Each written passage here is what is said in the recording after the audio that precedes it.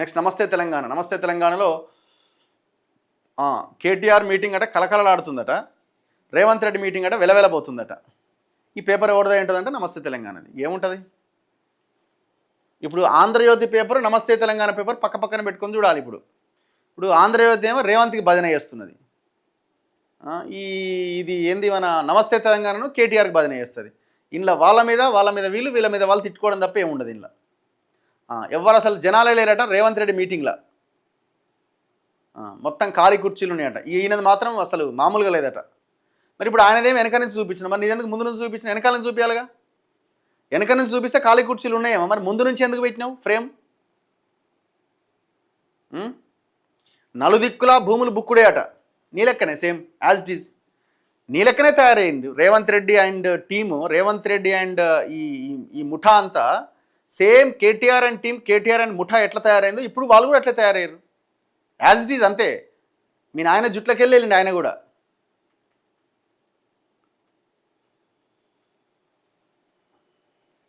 Yanamala brothers మేస్తుంటే real estate మిగులుతుందా? మరి నువ్వు గింత పెద్ద మాటలు మాట్లాడుతున్నావు కదా. ఈ నాదర్గుల్ భూములు 373 ఎకరాలు వాడు ఎవడో కోహినూరు ప్రాజెక్ట్స్ రియల్ ఎస్టేట్ వాడు మొత్తం కబ్జా పెడుతుంటే, రైతులందరూ నాకు రానియకపోతుంటే ఎందుకు అడపోయి పోరాటం చేస్తలేవు నువ్వు? ఐడిపిఎల్ 400 ఎకరాల మీద ప్రభుత్వం ఏదో ఎంక్వైరీ అన్నది, ఎందుకు వాడికి పోయి నువ్వు పోరాటం చేస్తలేవు? చెప్పాయా స్వామి? ఇవన్నీ ఎందుకు మాట్లాడవు దీని మీద?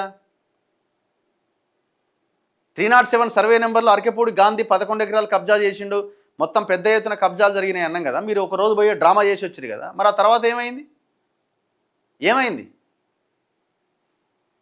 నువ్వు రియల్ ఎస్టేట్ గురించి, భూముల గురించి మాట్లాడితే ఎట్లా?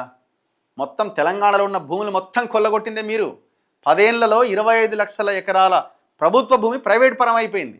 ఎవడి హయాంలో? నీ హయాంలో. ధరణిని తీసుకొచ్చిందే భూములని మొత్తం ఖతం చేయడానికి, అనుభవదారుడి కాలాన్ని ఎత్తేసిందే భూములను ఖతం చేయడానికి. ఎవరికి తెలియదు ఇది? నువ్వు ఇంకెవరు ఆయన కలెక్టర్ ఉంటుండే ఖమ్మంలో, రజత్ కుమార్ ఎవరు, ఇద్దరు కలిసి సెల్ఫ్ డ్రైవింగ్లో రాయదుర్గ్ దగ్గర ఒక 5 అంతస్తుల బిల్డింగ్లకు పోయి సర్వర్లో ఉన్న డేటాను మొత్తం తారుమారు చేసి రాత్రి 12 గంటకి మీరే కదా ఈ పనులన్నీ చేసింది. సపరేట్ ఆ ధరణి ఆఫీసులు, ఆ సర్వర్లు ఉన్నటువంటి రూమ్లో ఎవడు చేసింది ఈ పని అంతా? రాత్రికి రాత్రి పేర్లు మారిపోతాయి. ఆ ధరణి వచ్చిన కొత్తలో ఆ ట్రైనింగ్ అంతా తీసుకుంటున్న వాళ్ళు కొంతమంది కలిస్తే చెప్తుంటారు, గంటకు ఓ పేరు ఉండదట, ఇంకొక గంట తర్వాత ఇంకొక పేరు ఉండేదట. ఇదేంద్ర నాయన, ఇదేంది అటు ఇటు అవుతుందంటే లోపల కూర్చొని దొంగలంతా మార్చేది మొత్తం అంతా. ఈ మొనగా ఆయన వచ్చి నేను మార్చి పడేస్తా, బంగాళాఖాతంలో కలుపుతాను, ఈయన వచ్చి దానికి పేరు మార్చి సేమ్ ఈయన ఎట్లా చేసినా ఆయన కూడా అట్లే చేస్తున్నాడు. ఈయన కొల్లగొట్టిన భూములు నువ్వు దాంట్లోకెళ్ళి సగం ఇస్తావా, లేకపోతే నీ మొత్తం అంతా వెనక్కి లాగేయాలన్నా? ఉన్నది కూడా పోతాటుందని నీకు సగం నాకు సగం అని షేర్లు పంచుకుంటున్నారు మీరంతా. దొంగలు మీరంతా. నువ్వు ఆయన అనడు, ఆయన నిన్ననుడు.